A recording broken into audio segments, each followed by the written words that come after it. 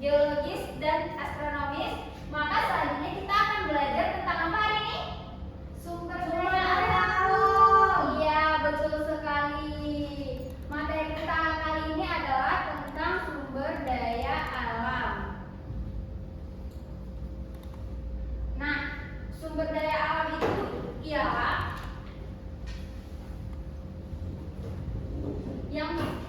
sumber daya alam itu ialah segala sesuatu yang berasal dari alam yang bisa kita manfaatkan untuk kehidupan kita. Sumber daya alam ini merupakan karunia Tuhan yang harus dijaga sebaik mungkin. Sumber daya alam ini bagian dari lingkungan fisik yang memiliki banyak manfaat.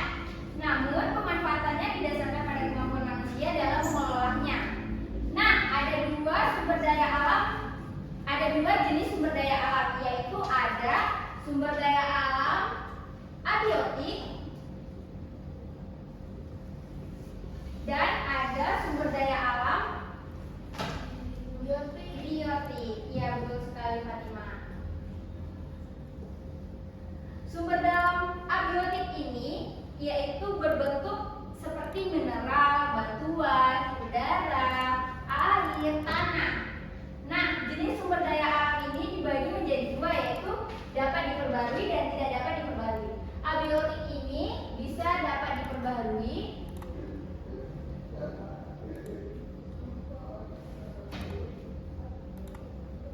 dan tidak dapat diperbarui.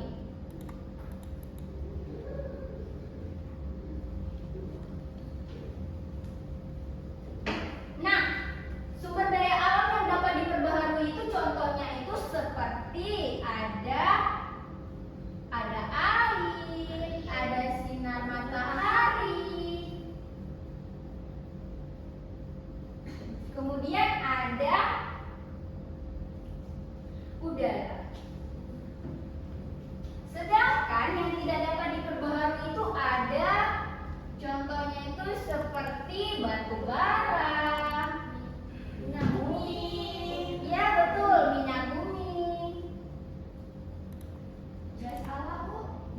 gas alam, betul sekali.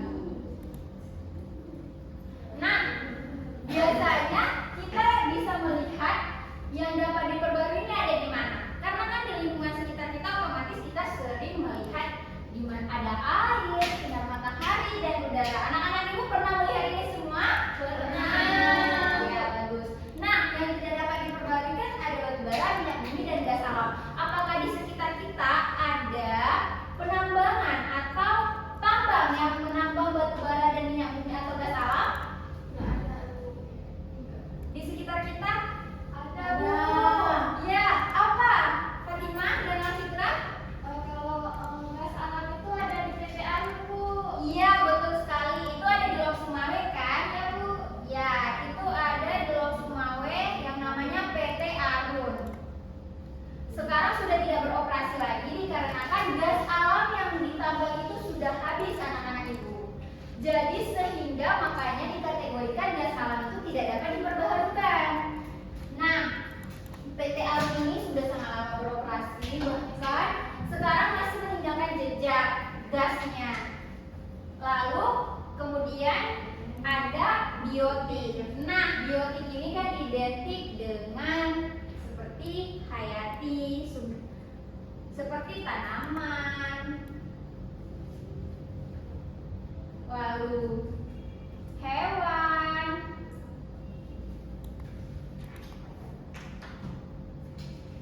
terus ini ada hutan. Nah, contoh dari tanaman ini, anak-anak ibu tahu kan tanaman itu apa? Tahu.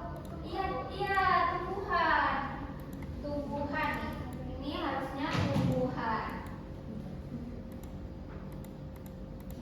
Nah, tumbuhan ini ya yang ada di rumah kita, pasti orang tua kalian atau ibu kalian sering menanami tanaman tumbuhan ini. Lalu yang kedua itu ada hewan. Hewan juga termasuk ke dalam biotik. Lalu yang ketiga itu ada hutan. Mengapa hutan dikategorikan sebagai biotik? Karena dia ada kaitannya dengan tumbuhan, anak-anak ibu. Jadi sumber daya alam hayati ini dapat terus meregenerasi dan memproduksi selama kondisi lingkungan tetap baik. Nah, jika lingkungannya tidak baik gimana? Kalau sekiranya lingkungannya tidak baik, gimana biotik ini bekerja?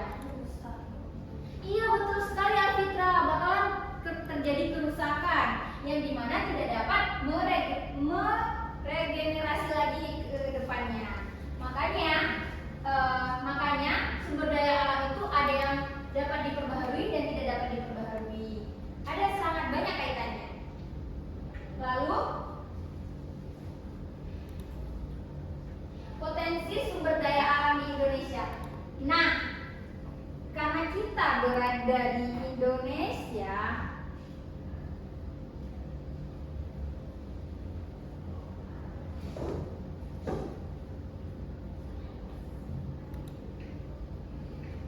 ada yang bisa menjelaskan potensi apa aja yang ada di Indonesia kita ini? Karena kita ini adalah wilayah yang memiliki beragam jenis potensi sumber daya alam.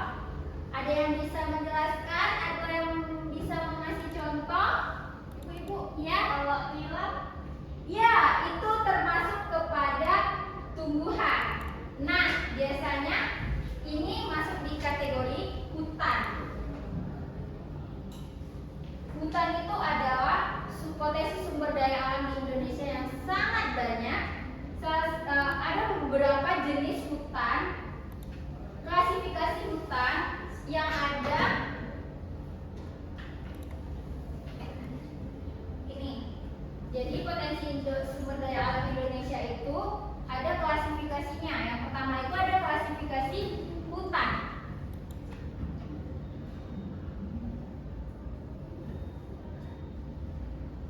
Hutan itu terdiri dari hutan hujan tropis, lalu ada hutan pegunungan,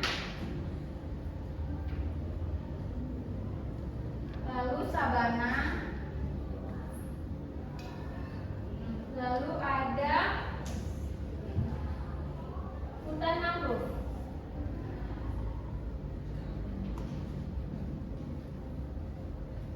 Nah, di sekitar kita, di mana kita bisa menemukan hutan hujan tropis. Apakah di Indonesia ini ada hutan hujan tropis? Ada, Bu.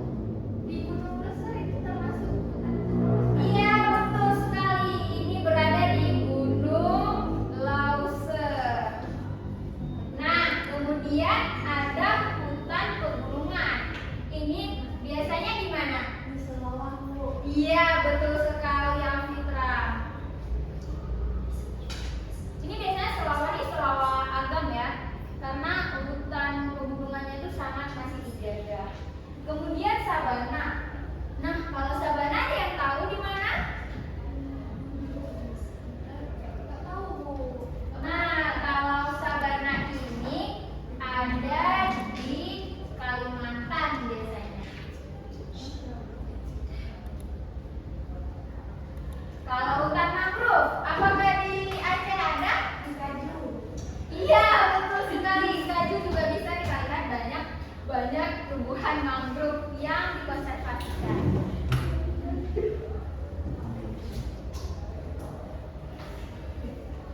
Nah,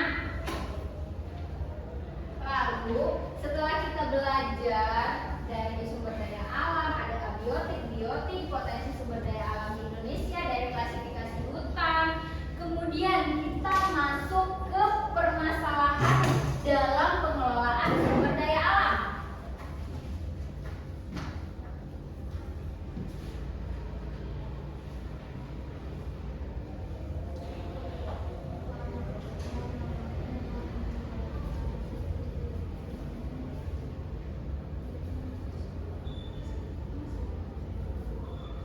Nah, anak-anak Ibu, jadi dalam mengelola sumber daya alam yang Ibu jelaskan tadi dari abiotik, biotik, kemudian potensi sumber daya alam yang ada di Indonesia, terdapat masalah anak-anak dalam mengelolanya. Jika tidak dikelola dengan baik, maka tidak akan bisa menjadi sumber daya alam yang dapat berkelanjutan atau yang dapat dimanfaatkan sama anak kita nantinya. Nah, permasalahannya itu yang pertama ada demografi. Kenapa demografi masuk ke dalam permasalahan dalam mengelola sumber daya alam? Karena demografi ini pertumbuhan penduduk anak-anak. Dari pertumbuhan penduduk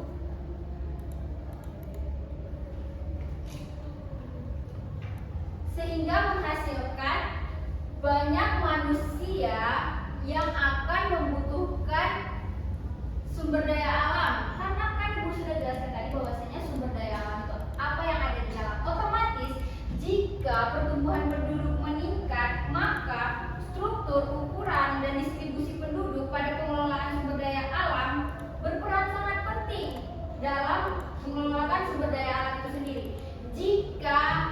Jika penduduknya ini merusak atau bahkan memanfaatkan lahan yang seharusnya lahan itu sebagai hutan hujan tropis seperti Gunung Leuser ini, jika seandainya ini nanti dimanfaatkan oleh manusia atau di sini nanti akan terjadi menjadi pemukiman, maka itu akan merusak hutan hujan tropis. Itu adalah permasalahannya.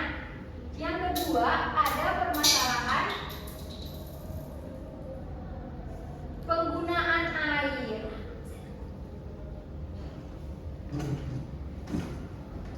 Nah, anak-anak Ibu, kenapa penggunaan air menjadi permasalahan dalam mengelola sumber daya alam? Karena air bagian dari abiotik yang dapat diperbarui. Walaupun dia dapat diperbaharui, akan tetapi air kita di dunia ini 70% itu adalah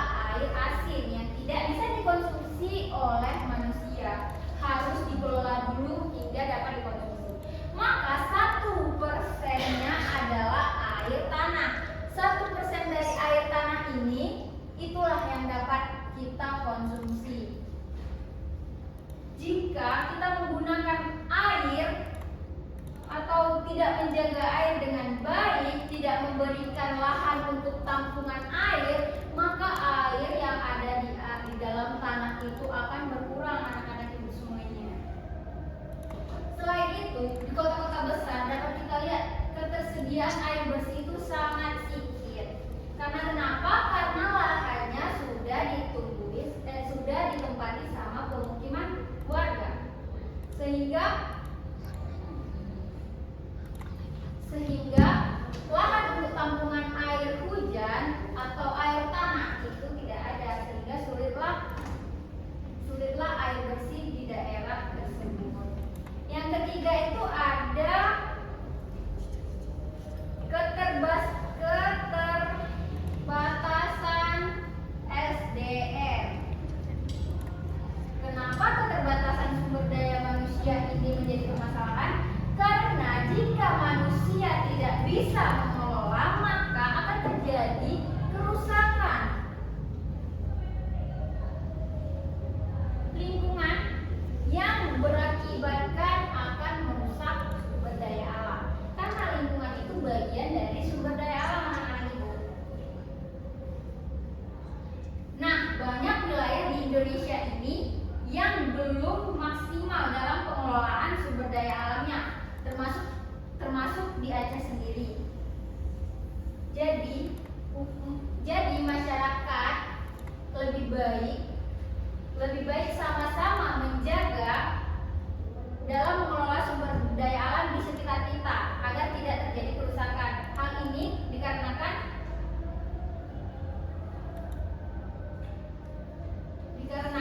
suatu lembaga sejenis pemerintah pasti memiliki kekuasaan dalam mengelola data serta informasi terkait sumber daya alam yang dimiliki. Data tersebut penting bagi suatu negara. Negara dapat melakukan tindakan yang tepat dalam mengelola sumber daya alam apabila memanfaatkan data dari serta informasi yang dimiliki. Tapi dari hal kecil dulu, anak-anak ibu semuanya. Dari hal kecil kita menjaga sumber daya alam di sekitar kita. Contohnya jangan membuang sampah sembarangan. Jika sudah tidak memakai peralatan seperti cas handphone, AC, lebih baik dimatikan. Itu akan mengurangi kerusakan pada sumber daya alam. Nah, dari yang Ibu jelaskan tadi, Ibu ada tugas nih untuk kalian. Tugasnya ini Ibu bagi menjadi 2 kelompok, yaitu kelompok 1 terdiri dari 4 orang, kelompok 2 terdiri dari 3 orang. Silakan membentuk kelompoknya masing-masing terlebih dahulu.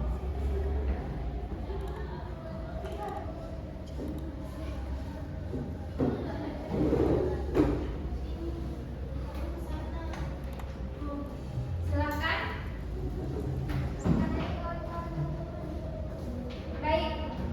Ini untuk kelompok 1. Ini untuk kelompok 2. Diskusikan ya, jika ada yang tidak paham boleh ditanya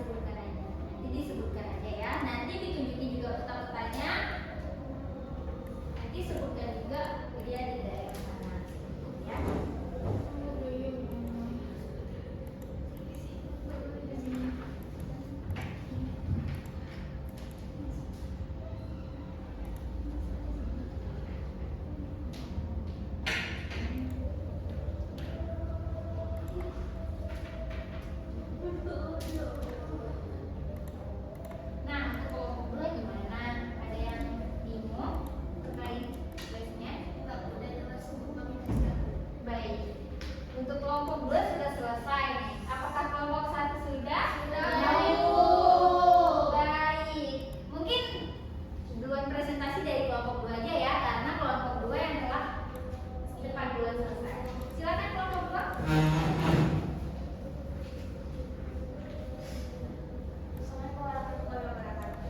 Waalaikumsalam warahmatullahi wabarakatuh. Kami dari kelompok saya dan kelompok 2 ini mempresentasikan ancaman terhadap sumber daya alam. Jadi dari gambar ini kami telah mengidentifikasi yang mana masalah di gambar pertama yaitu penebangan pohon liar, di mana solusi yang kami berikan yaitu dengan melakukan reboisasi kembali.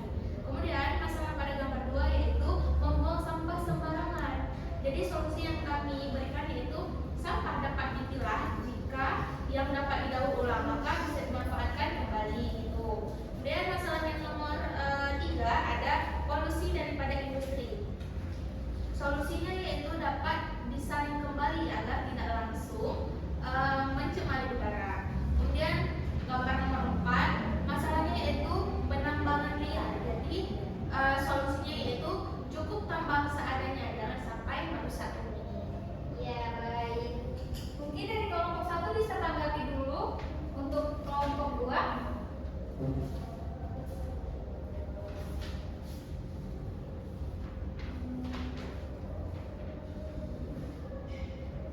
Menurut kalian tambang-tambang di Aceh itu dapat merusak alam nggak?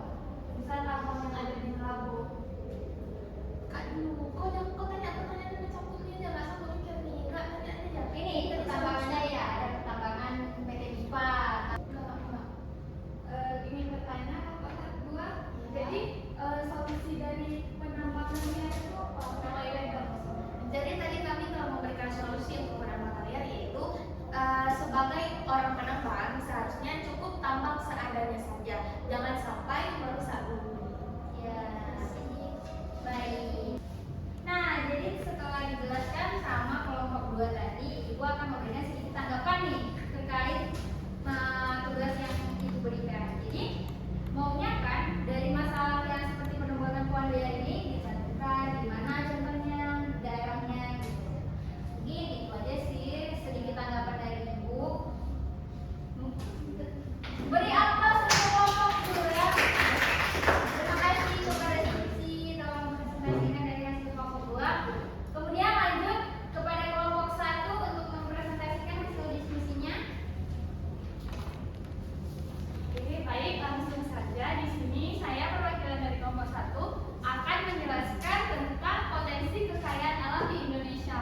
Pertama itu ada dari potensi kehutanan. Nah, seperti yang sudah dijelaskan tadi, dari potensi kehutanan itu ada hutan tropis, hutan musim, hutan gugur, hutan sabana, dan juga hutan mangrove. Nah, di Indonesia paling banyak potensi kehutanan itu ada di Pulau Kalimantan. Dan yang kedua ada dari kelautan. Kelautan itu ada potensinya itu terumbu karang, minyak bumi, dan lain-lain. Nah, terumbu karang di Indonesia itu paling banyak ada di Raja Ampat.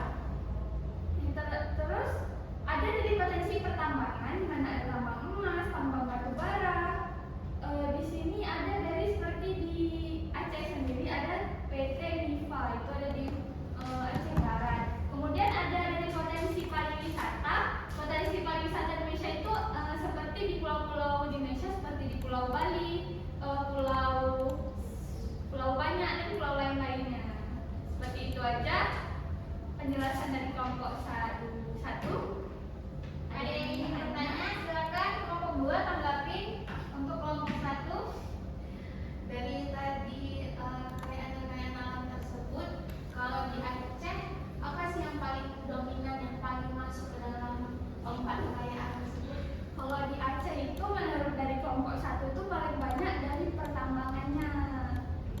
Itu salah satunya di PT MIPA, kemudian ada di PT-PT lain yang tambang itu banyak, ada juga yang seperti dijelasin tadi di PT Arun.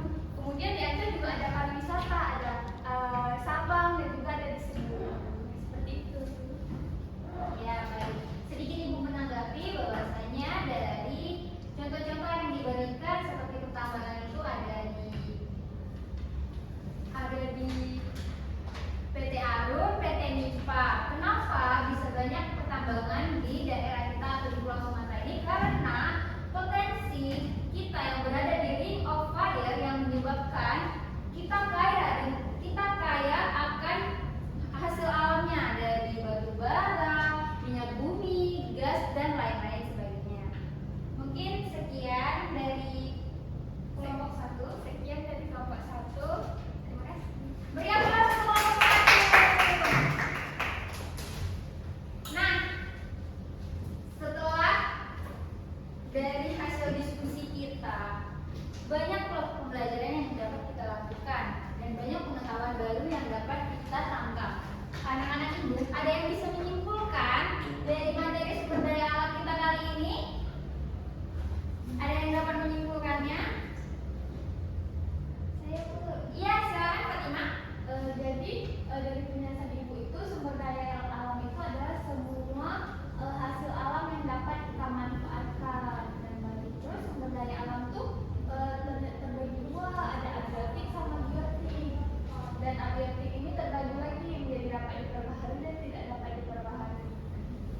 juga ternyata potensi sumber daya alam Indonesia itu sangat banyak.